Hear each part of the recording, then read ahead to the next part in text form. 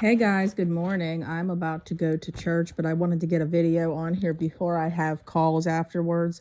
So I knew that if I didn't get on here now, that most likely I probably wouldn't get on. So I wanted to answer a question that I get a lot.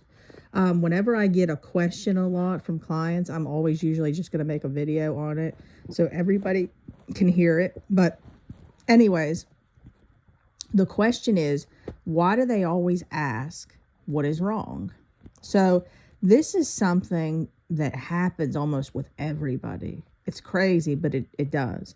I used to always think to myself like that my husband had to be like mentally ill, because who would ask somebody who had 9 deaths in their family in 1 year, was sick with health problems, lost everything, had no energy to even get up, had their kid taken off them half the time, completely was left for dead and rejected and betrayed by everybody, and had nobody like family members or anything, because the family members I told you guys that were left behind were basically I guess you could say not of any use, because more or less they were so in grief over the whole situation that I was kind of left myself, which God had it that way on purpose.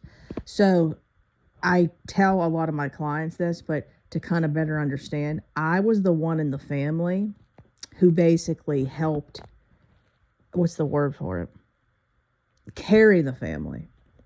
The rest of my family, I guess you could say that the way they dealt with grief was they had their head in the clouds. Does that kind of make sense? They had more of like a dreamer mentality. I was more of a structured individual that grieved, but knew I can't sit like this forever. Something has to be done. There has to be solutions.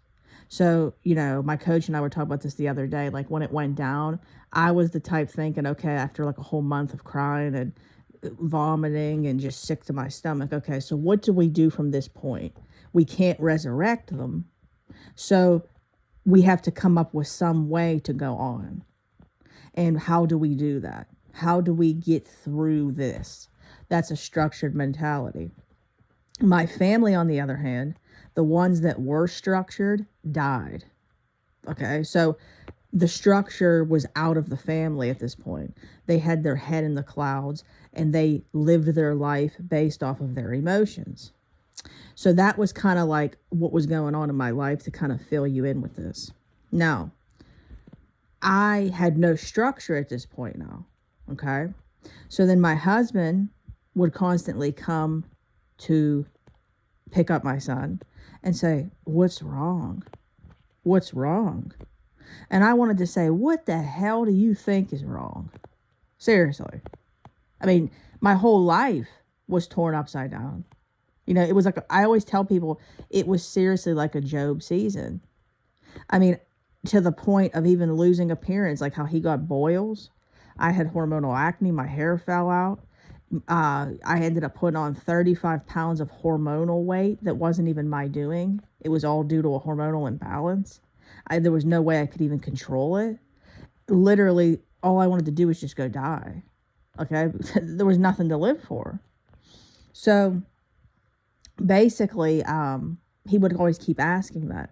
And what I want to make clear, guys, is one of the reasons they ask that question, even when it's so obvious, they know the answer deep down, is because they want you to tell them nothing.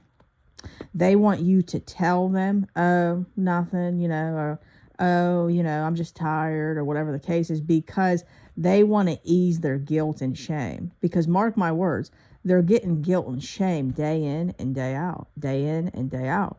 Like there is no peace. There is no peace. They are experiencing emotional trauma every day, whether you like to think so or not. So what's going to happen is they are going to ask you questions or try to get you to say nothing, or to say like they're like encourage them in some way to get their self to feel better. Kind of like, this is a silly example, but let's say like girls, they would understand this. back in the day, like when you would put like a dress or something on and you'd ask somebody, do I look fat? And then let's just say that deep down you did have a little extra weight to lose. If somebody said no, even if you knew deep down you did, you felt better. I mean, I know that sounds silly to say, but that's really why. They want their guilt eased, okay? Because they're in torment every single day. So don't think for a second that they're not experiencing that. So I wanted to put that out there so you guys really understood that, because they're not asking because they really are that, you know, I don't want to say dumb, but you get the drift. They're doing it purposely to convince themselves. Did you ever hear people used to say, are you trying to convince me or yourself? They're trying to convince themselves that they didn't do anything. So I hope that this word helped, guys. I hope it motivated you guys. If it did, please comment and leave a positive comment. I love you all so much. I hope you have a wonderful Sunday. I hope you get out there, enjoy it, you know, over this way. It's 62 degrees today. I'm so excited. I'm probably going to spend it outside today. So I hope you all have the best day. If you would like to work with me, you can email me at deadmarriagesredeemed@gmail.com. I repeat, deadmarriagesredeemed@gmail.com. Facebook group, Dead Marriages Redeemed. If you want to be a part of the marriage one, come on over. We would love to have you. And come on over to our Christian group that was the first one I started for the ministry, which is Redeeming the Broken. This one is for everything. So come on over. We would love to have you. I hope you all have a wonderful day. Like, share, comment, subscribe, and I will talk to you guys soon. Bye.